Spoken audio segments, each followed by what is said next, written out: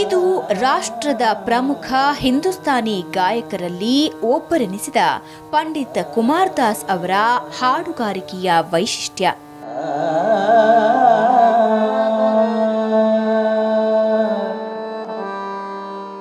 ಕುಮಾರ್ ದಾಸ್ ಅವರ ಸುಶ್ರಾವ್ಯ ಆಲಾಪ ಆರಂಭವಾಗ್ತಿದ್ದಂತೆ ಕಿಕ್ಕಿರಿದು ತುಂಬಿದ ಸಭಾಂಗಣದಲ್ಲಿ ಮಿಂಚಿನ ಸಂಚಾರ.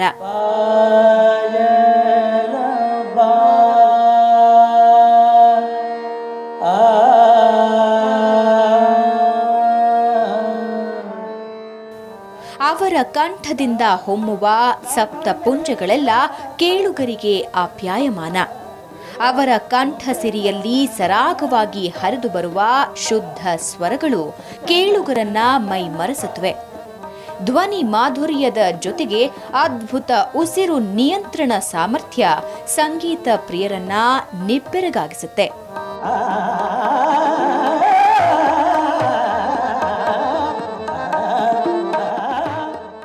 ಶಾಸ್ತ್ರೀಯ ಸಂಗೀತದಲ್ಲಿ ಅಪರಿಮಿತ ಸಾಧನೆ ಸಾಕಾರಗೊಂಡಂತೆ ಅಷ್ಟೇ ಪರಿಣಾಮಕಾರಿಯಾಗಿ ವಚನಗಳು, ದಾಸರ ಪದಗಳು ಭಾವನಾತ್ಮಕ ಪದ ಪುಂಜಗಳೊಂದಿಗೆ ರಾಗದ ಸೊಬಗಿನೊಂದಿಗೆ ಮಿಳಿತಗೊಂಡು ಅಪೂರ್ವ ರಸಾನುಭವ ಸೃಷ್ಟಿಸುತ್ತವೆ.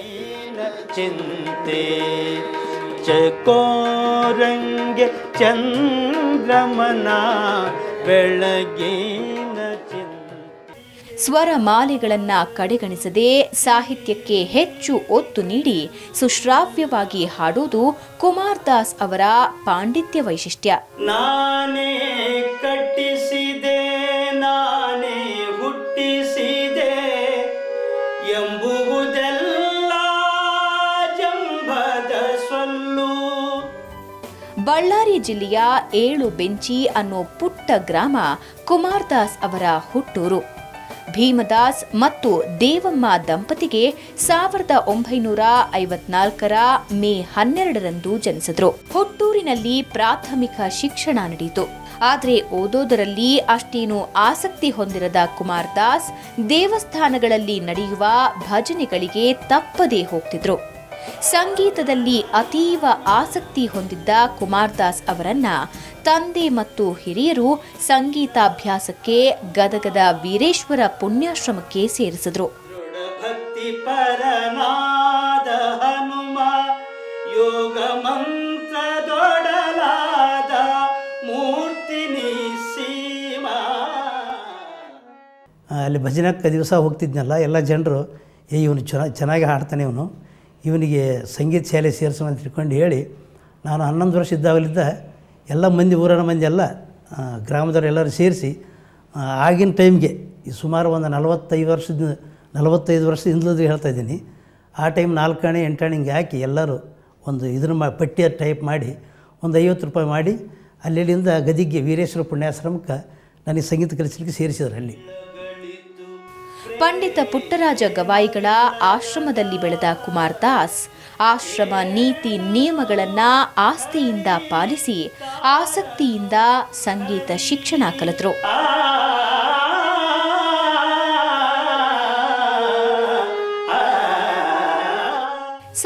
1976ರಲ್ಲಿ ವಿದ್ವತ್ ಪರೀಕ್ಷೆಯಲ್ಲಿ ಉನ್ನತ ಶ್ರೇಣಿಯಲ್ಲಿ ಉತ್ತೀರ್ಣರಾದ ಕುಮಾರ್ ದಾಸ್ 1978ರಲ್ಲಿ ವಿಶಾರದ ಪರೀಕ್ಷೆಯನ್ನು ಕೂಡ ಉನ್ನತ ಶ್ರೇಣಿಯಲ್ಲೇ ಪೂರೈಸಿದರು.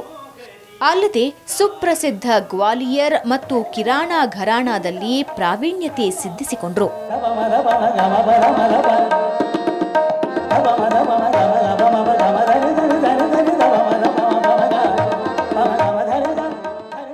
ಸಾವಿರದ 1979ರಿಂದ 7 ವರ್ಷ ಗದಗದ ವಿಜಯ ಕಲಾಮಂದಿರದಲ್ಲಿ ಸಂಗೀತ ಪ್ರಾಧ್ಯಾಪಕರಾಗಿ ಸೇವೆ ಸಲ್ಲಿಸಿದರು. ನಂತರ 1986ರಲ್ಲಿ ಧಾರವಾಡ ಆಕಾಶವಾಣಿ ಕೇಂದ್ರದಲ್ಲಿ ಎ ಗ್ರೇಡ್ ಸಂಗೀತ ಕಲಾವಿದರಾಗಿ ಕೆಲಸಕ್ಕೆ ಸೇರಿದರು. ವೃತ್ತಿಯನ್ನೇ ಶ್ರದ್ಧೆಯಿಂದ ನಿರ್ವಹಿಸುತ್ತಲೇ ಹಲವಾರು ಸಂಗೀತ ಕಾರ್ಯಕ್ರಮಗಳನ್ನು ನೀಡಿದ ಕೀರ್ತಿ ಕುಮಾರ್ ದಾಸ್ ಅವರದ್ದು. ಕಿವಿಗಳು ತುಂಬಿದ ಬಳಿಕ ಕೇಳಲಿಲ್ಲ. ಸ್ಥಳೀಯ ಸಂಘ ಸಂಸ್ಥೆಗಳು ರಾಜ್ಯ ಮಟ್ಟದ ಹಾಗೂ ರಾಷ್ಟ್ರ ಮಟ್ಟದ ಹಲವಾರು ಕಾರ್ಯಕ್ರಮಗಳಲ್ಲಿ ತಮ್ಮ ಗಾನ ಸುಧೆಯಿಂದ ಸಂಗೀತಾಸಕ್ತರನ್ನ ರಂಜಿಸಿದ ಕುಮಾರ್ ದಾಸ್ 2014ರ ಮೇ 31ರಂದು ಆಕಾಶವಾಣಿ ಸೇವೆಯಿಂದ ನಿವೃತ್ತಿ ಹೊಂದಿದ್ರು. ಕಡಲ ದಾಟಿದ ವೀರ ಹನುಮ ಹನುಮ ಕಡಲ ದಾಟಿದ. ಸಂಗೀತ ಕ್ಷೇತ್ರದಲ್ಲಿ ಅವರ ಸಾಧನೆಗೆ ಮನ್ನಣೆಯಾಗಿ ಹಲವಾರು ಪ್ರಶಸ್ತಿ ಗೌರವಗಳು ಒಲಿದು ಬಂದಿವೆ. ಗುರುಗಳು ಹರಸಿ ಅಭಿನಂದಿಸಿದ ಬಿರುದುಗಳೂ ಸಂದಿವೆ. ಶ್ರೀ ಗುರು ಪಂಚಾಕ್ಷರ ಸನ್ಮಾನ್, ಪ್ರಸನ್ನ ರೇಣುಕವೀರ ಸೇವೇಶ್ವರ ರಾಜದೇಶೀಕೇಂದ್ರ ಶಿವಾಚಾರ್ಯ ಭಗವತ್ಪಾದರಿಂದ ಸ್ವರಶ್ರೀ ಚಂದ್ರಹಾಸ ಪ್ರಶಸ್ತಿ, 2014ರ ಕರ್ನಾಟಕ ರಾಜ್ಯೋತ್ಸವ ಪ್ರಶಸ್ತಿ ಇವುಗಳಲ್ಲಿ ಪ್ರಮುಖವಾದವು.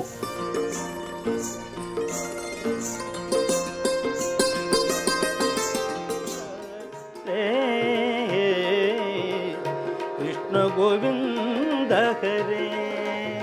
ಪ್ರಸ್ತುತ ಧಾರವಾಡದಲ್ಲಿ ನೆಲೆಸಿರುವ ಪಂಡಿತ ಕುಮಾರ್ ದಾಸ್ ಅವರು ಹಲವಾರು ಆಸಕ್ತ ವಿದ್ಯಾರ್ಥಿಗಳಿಗೆ ಸಂಗೀತ ಶಿಕ್ಷಣ ನೀಡ್ತಾ ಇದ್ದು, ಹಿಂದೂಸ್ತಾನಿ ಸಂಗೀತ ಗಾಯಕರ ಪರಂಪರೆಯನ್ನ ಮುಂದುವರಿಸಿಕೊಂಡು ಹೋಗುವಲ್ಲಿ ನಿರತರಾಗಿದ್ದಾರೆ.